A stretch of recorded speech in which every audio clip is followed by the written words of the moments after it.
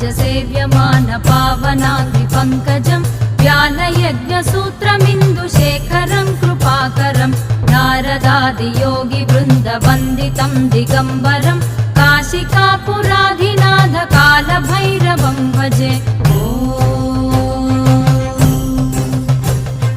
भानुकोटिभास्वरं भवाब्धितारकं परं नीलकण्ठमीप्सितार्थदायकं त्रिलोचनं कालकालमम्बुजाक्षमक्षशूलमक्षरं काशिकापुराधिनाथ कालभैरवं भजे।